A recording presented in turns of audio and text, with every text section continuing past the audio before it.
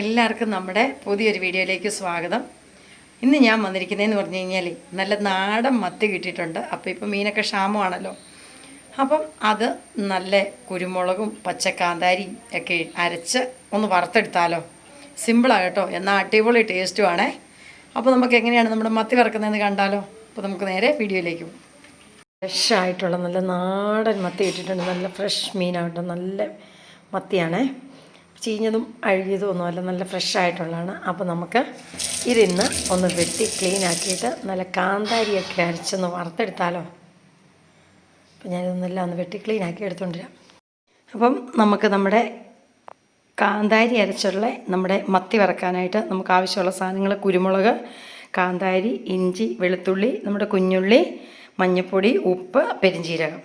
ഇത്രയാണ് നമുക്ക് ഇതെല്ലാം കൂടെ നമുക്ക് നന്നായിട്ടൊന്ന് അരച്ചെടുത്തുകൊണ്ടിരിക്കുക. നമ്മളിതിനകത്ത് ചുവന്ന മുളകോ ഒന്നും നമ്മൾ ചേർക്കുന്നില്ല.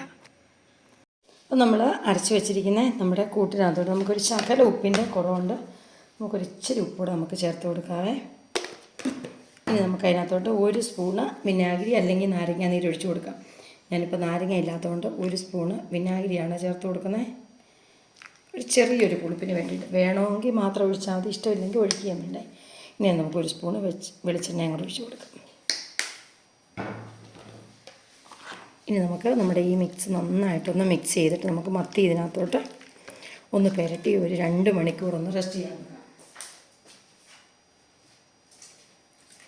നല്ല ഒരു ഫ്ലേവറൊക്കെയാണ് നമ്മുടെ പെരിഞ്ജീരകത്തിൻ്റെയും നമ്മുടെ കുരുമുളകും കാന്താരിയുടെ എരിവും നമ്മുടെ ഉള്ളിയും ഇഞ്ചിയും വെളുത്തുള്ളിയും എല്ലാം കൂടെ ആകുമ്പോഴത്തേക്കും നല്ല ടേസ്റ്റാണ് കേട്ടോ.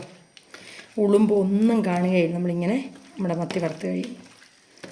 ഇതെല്ലാം കൂടെ നന്നായിട്ട് ഇങ്ങനെ ഒന്ന് മിക്സ് ചെയ്തിട്ട് നമുക്കൊരു 2 മണിക്കൂറൊന്ന് എടുത്ത് വെക്കണേ. അന്നേരം തന്നെ വറുത്ത് കഴിഞ്ഞാൽ അത്രയും ടേസ്റ്റ് വരികയില്ല. ഒരു 2 മണിക്കൂർ നമുക്കൊന്ന് തിരുമ്മി ഒന്ന് എടുത്ത് മാറ്റി വെക്കണം.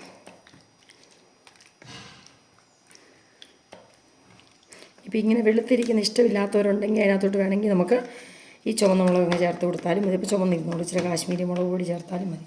നമുക്കൊരു 2 മണിക്കൂറിന് റെസ്റ്റ് ചെയ്യാൻ വെച്ചിട്ട് നമുക്ക് വറുത്തെടുക്കാം. അപ്പോൾ നമുക്ക് നമ്മുടെ കാന്താരി അരച്ച മത്തി വറുത്തെടുക്കാവേ.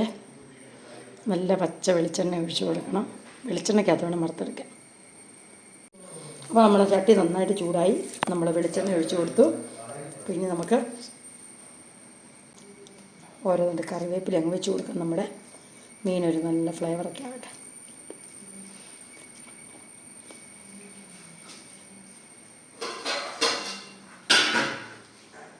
നമ്മൾ അരച്ച് തിരുമ്മി 2 മണിക്കൂറായിട്ടുണ്ടായിരുന്നു വെച്ചിട്ട് ഇനി നമ്മുടെ മത്തി ഇതിനകത്തോട്ട് നമുക്ക് അടുക്കി ഇട്ട് കൊടുക്കാം.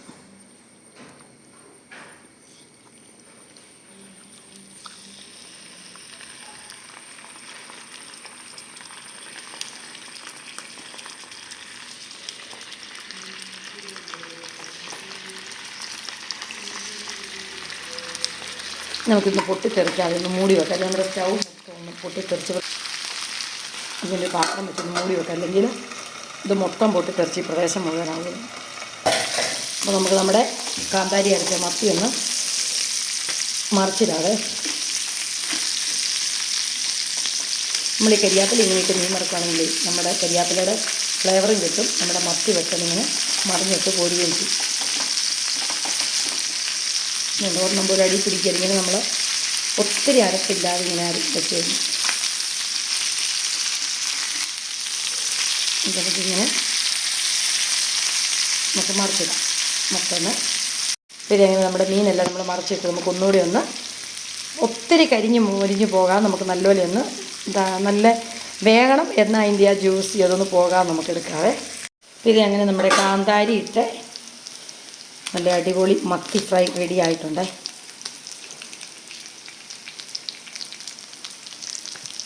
എല്ലാവരും ഇങ്ങനെ ഒന്ന് കാന്താരി ഇട്ട് മത്തി ഒന്ന് വറുത്ത് നോക്കണം. നല്ല സൂപ്പർ ടേസ്റ്റ്. ഇപ്പോൾ നല്ല നെയ്യൊക്കെയുള്ള സമയമാണ്. നമുക്ക് വീണ്ടും നല്ലൊരു വീഡിയോ ആയിട്ട് കാണാം. അതുവരെ ബൈ, താങ്ക് യു.